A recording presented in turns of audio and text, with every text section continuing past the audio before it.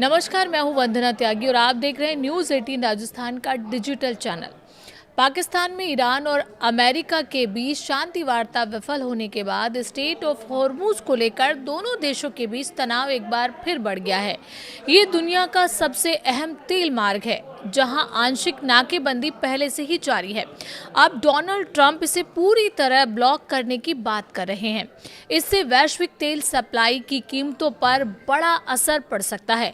इसका सीधा असर भारत जैसे देशों पर पड़ेगा, जहां महंगाई और एलपीजी संकट गहरा सकता है। हालांकि भारत अब अपने क्रूड ऑयल खरीद के फॉर्मूले को बदल रहा है। भारत अब ओमान और दुबई ग्रेड की जगह अन्य देशों से खरीदने के फॉर्मूले पर काम कर रहा है। ईरान अमेरिका के बीच हाल ही में पाकिस्तान में हुई शांति वार्ता बेनतीजा रही और इसके बाद एक बार फिर तनाव बढ़ता नजर आ रहा है। इस पूरे घटनाक्रम के बीच सबसे ज्यादा चर्चा स्टेट ऑफ हॉर्मुज को लेकर हो रही है, जो दुनिया के सबसे अहम तेल मार्गों में से एक है।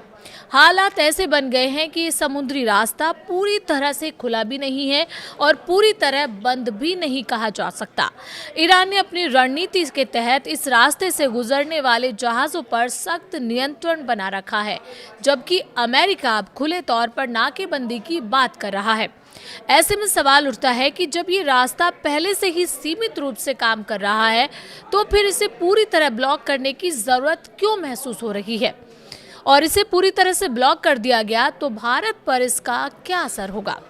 दरअसल इस पूरे मामले में राजनीति, रणनीति और अर्थव्यवस्था तीनों एक साथ जुटी हुई हैं।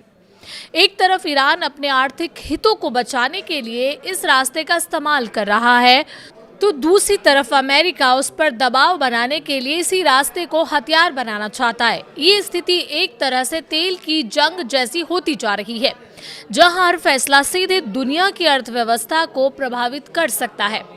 भारत जैसे देश जो अपनी ऊर्जा जरूरतों के लिए बड़े पैमाने पर आयात पर निर्भर है, उनके लिए ये संकट और भी गंभीर हो सकता है। ऐसे में समझना जरूरी है कि आखिर स्टेट ऑफ हॉर्मुज को लेकर ये टकराव क्यों बढ़ रहा है और इसके पीछे की असली रणनीति क्या है। बता दें, भारत के विदेश मंत्री एस जयशंकर ने रविवार को यूएई के राष्ट्रपति शेख नायान के साथ एक अहम मुलाकात की। भारत अब क्रूड ऑयल के मामले में अलग रणनीति अपना रहा है। भारत ने क्रूड ऑयल बास्केट के फॉर्मूले में बदलाव किया है। भारत अब ओमान और दुबई ग्रेड की जगह अन्य देशों से खरीदने के फॉर्मूले को अपनाने वाला है। बहरहाल इसी रणनीतिक टकराव के बीच अमेरिकी राष्ट्रपति डोनाल्ड ट्रंप का बयान हालात को और ज्यादा गंभीर दिखा रहा है। CNN की रिपोर्ट के अनुसार ट्रंप ने साफ तौर पर कहा है कि अमेरिकी नौसेना तुरंत प्रभाव से स्टेट ऑफ हॉर्मुज में आने जाने वाले सभी जहाजों की नाकेबंदी की प्रक्रिया शुरू करेगी। ट्रंप ने अपने सोशल मीडिया प्लेटफॉर्म पर लिखा कि अमेरिका इस मार्ग को पूरी तरह नियंत्रित करेगा और स्थिति ऐसी बनाई जाएगी जहां सभी जहाजों को आने जाने की अनुमति हो। लेकिन उनका आरोप है कि ईरान ऐसा नहीं होने दे रहा। ट्रंप का ये रुख साफ संकेत देता है कि अमेरिका अब इस समुद्री मार्ग को सिर्फ कूटनीतिक नहीं, बल्कि रणनीतिक दबाव के हथियार के रूप में इस्तेमाल करने के मूड में है, जिससे क्षेत्रीय तनाव और बढ़ सकता है। स्टेट ऑफ हॉर्मुज इतना महत्वपूर्ण क्यों है? दरअसल स्टेट ऑफ हॉर्मुज दुनिया का सबसे अहम तेल परिवहन मार्ग माना जाता है। ये फारस की खाड़ी को अरब सागर से जोड़ता है और इसी रास्ते से दुनिया के कुल तेल सप्लाई का करीब 20% हिस्सा गुजरता है। सऊदी अरब, इराक, यूएई और कुवैत जैसे बड़े तेल उत्पादक देशों का कच्चा तेल इसी मार्ग से अंतर्राष्ट्रीय बाजारों तक पहुंचता है। अगर इस रास्ते में कोई भी गड़बड़ी होती है तो इसका सीधा असर वैश्विक तेल कीमतों पर पड़ता है। यही वजह है कि यहाँ किसी भी तरह का तनाव पूरी दुनिया के लिए चिंता का विषय बन जाता है। क्या स्टेट ऑफ हॉर्मुज पूरी तरह बंद है? दरअसल तकनीकी रूप से देखा जाए तो ये मार्ग पूरी तरह बंद नहीं है, लेकिन ईरान ने इसे अपने नियंत्रण में ले रखा है। वो चुनिंदा जहाज़ों को ही गुजरने दे रहा है और इसके बदले भारी शुल्क वसूल रहा है, जो प्रति जहाज़ लाखों डॉलर तक हो सकता है। खास बात यह है कि ईरान अपने तेल टैंकरों को इस रास्ते से गुजरने की अनुमति दे रहा है, जिससे उसकी अर्थव्यवस्था चलती रहे। यानी एक तरह की आंशिक नाकेबंदी है, जिसे नियंत्रण ईरान के हाथ में है। डोनाल्ड ट्रंप नाकेबंदी क्यों कराना चाहते हैं? दरअसल डोनाल्ड ट्रंप की रणनीति का मकसद ईरान की आर्थिक ताकत को कमजोर करना है। अगर अमेरिका इस रास्ते को पूरी तरह ब्लॉक करता है तो ईरान का तेल निर्यात रुक जाएगा, जिससे उसकी आय पर बड़ा असर पड़ेगा। इससे ईरान की सरकार और उसकी सैन्य गतिविधियों को फंडिंग मिलना मुश्किल हो जाएगी। हालांकि ये कदम जोखिम भरा है, क्योंकि इससे वैश्विक तेल सप्लाई भी प्रभावित होगी और कीमतें तेजी से बढ़ सकती हैं। अगर नाकेबंदी होती है तो दुनिया पर क्या असर पड़ेगा, ये भी बड़ा सवाल है। दरअसल अगर स्ट्रेट ऑफ हॉर्मुज पूरी तरह बंद हो जाता है तो इसका असर पूरी दुनिया की अर्थव्यवस्था पर पड़ेगा। तेल की कीमतें अचानक बढ़ सकती हैं, इससे पेट्रोल डीजल महंगे हो जाएंगे। इसका असर ट्रांसपोर्ट, मैन्युफैक्चरिंग और रोजमर्रा की चीजों की कीमतों पर भी पड़ेगा।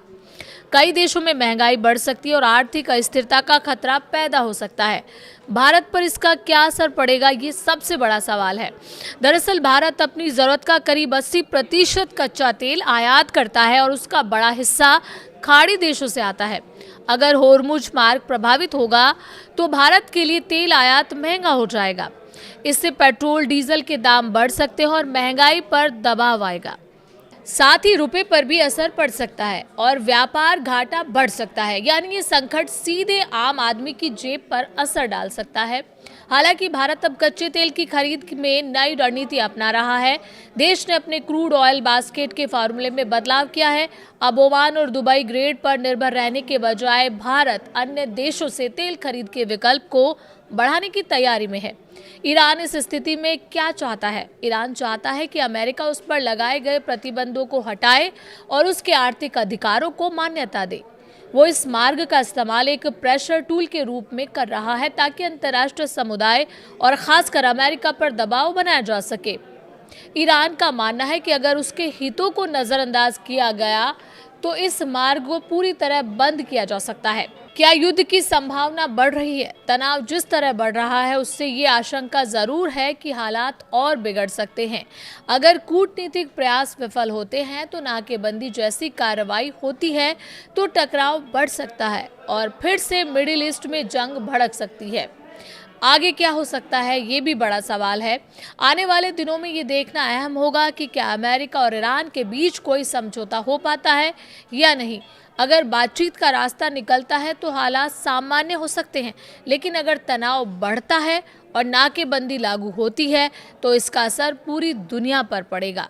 फिलहाल स्थिति अनिश्चित बनी हुई है और हर देश इस पर नजर बनाए हुए है।